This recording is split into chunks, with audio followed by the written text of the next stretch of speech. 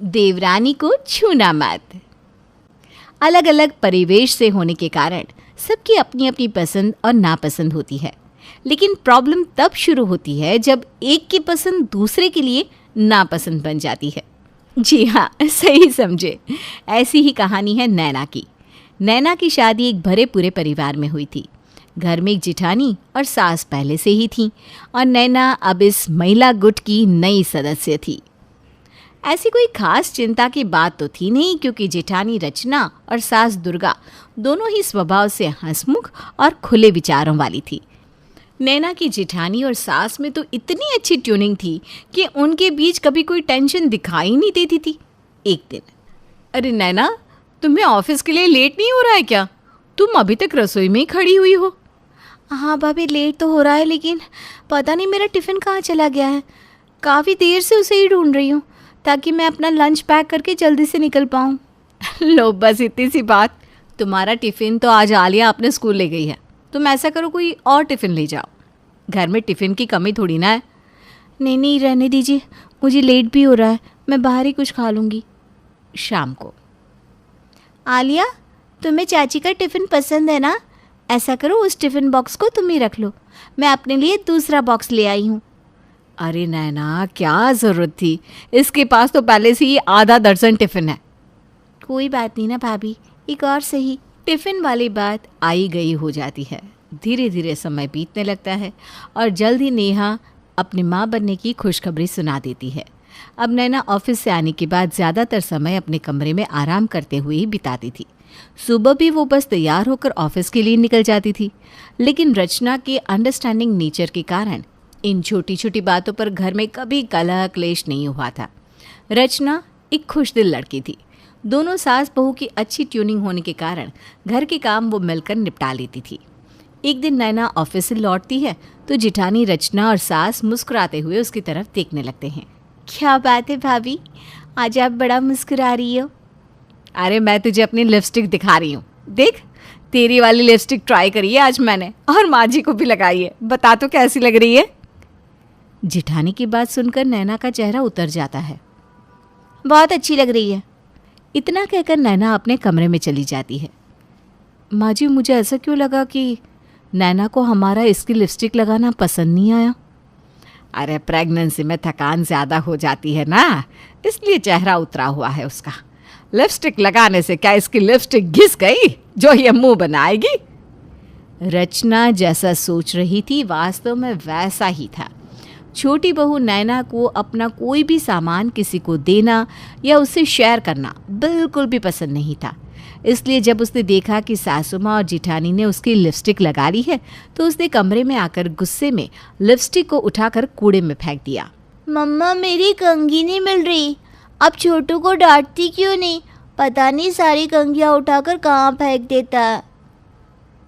अरे स्कूल के लिए लेट हो रहा है ना आलिया, तुम ऐसा करो, चाची के कमरे में जाकर उनकी कंघी यूज़ कर लो, बाद में वापस रख देना।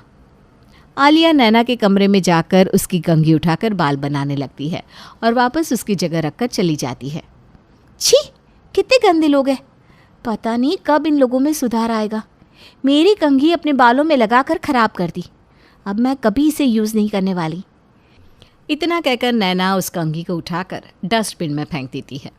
नैना जब कंघी को कूड़ेदान में फेंक रही थी तब उसे ऐसा करते हुए सास दुर्गा देख लेती है। तभी मैं कहूँ कि पहले तो नैना रोज़ एक ही लिपस्टिक लगाकर घूमती थी और जब से हम दोनों ने उसकी लिपस्टिक लगाई, लिपस्टिक का घर में दिखाई देना ही बंद हो गया।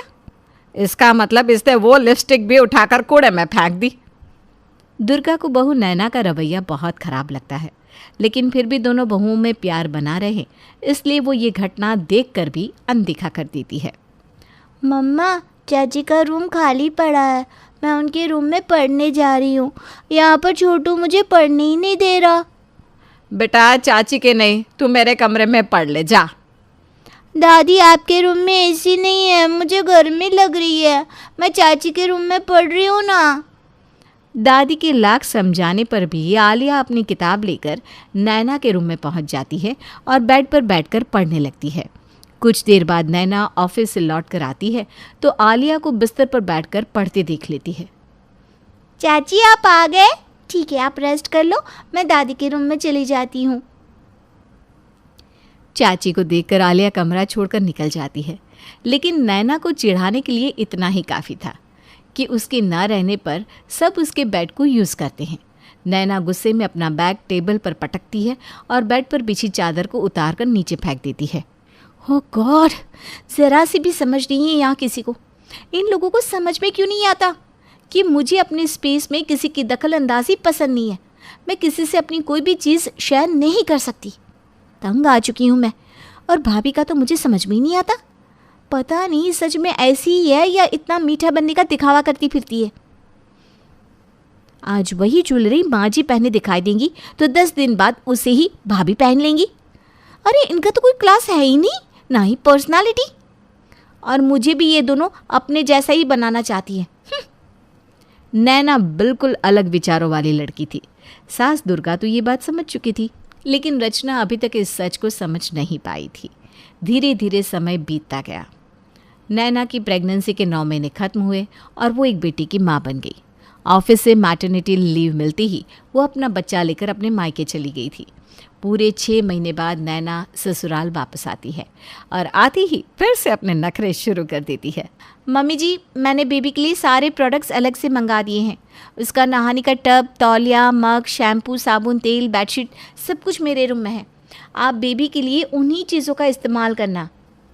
सास को ढेर सारी नसीहतें देने के बाद नैना फिर से ऑफिस ज्वाइन कर लेती है। अरे माँ जी, ये क्या?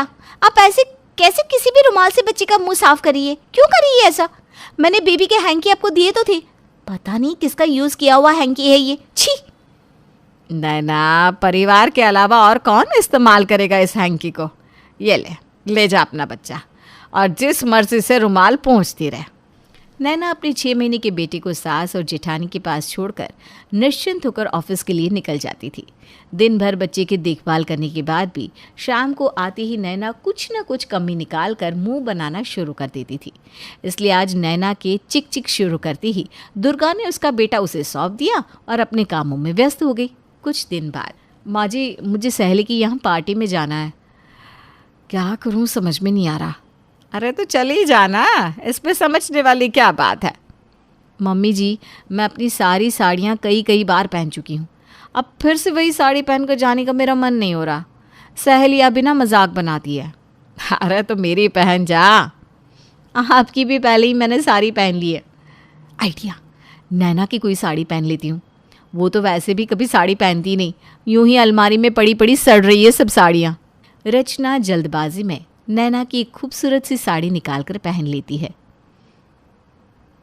ये लो नैना तुम्हारी साड़ी। वो मुझे अचानक किटी के लिए इन्विटेशन आया ना, और सहेली के यहाँ जाना था, तो मैंने तुम्हारी साड़ी निकाल कर पहन ली। Thank you so much.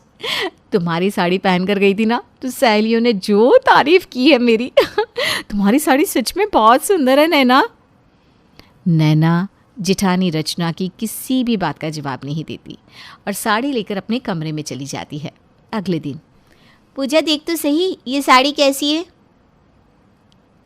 अरे कुल 2 बार पहनी हुई साड़ी तो काम वाली को दे रही है, ऐसा क्या बिगड़ गया इस साड़ी में? मुझसे पूछे बिना ही भाभी ने मेरी साड़ी पहन ली। मैं साफ साफ बता रही हूँ माँ जी, आप सब लोग कान खोल कर सुन लो। मुझे अपनी चीज़ें शेयर करना पसंद नहीं है। जिसको देखो मेरा ही सामान अच्छा लगता है सबको। अरे प्राइवेसी नाम की कोई चीज़ होती है कि नहीं? कभी मेरे बेटे को झूठा खिला देंगे, कभी किसी के रुमाल से उसका मुंह पोंछ देंगे, जब मन आया मेरी साड़ी पहन लेंगे। अब बस बहुत हो गया। इतना कहकर नैना पैर पटकती वहाँ से चली जाती है। हे भगवान, 4000 की साड़ी उठाकर नौकरानी को दे दी। मेरी ही गलती है, मुझे नैना की साड़ी नहीं पहननी चाहिए थी। दुर्गा देखती है कि रचना की आंखें भीगी हुई है और वो अपना हाथ तेज़ी से चलाते हुए काम निपटा रही है।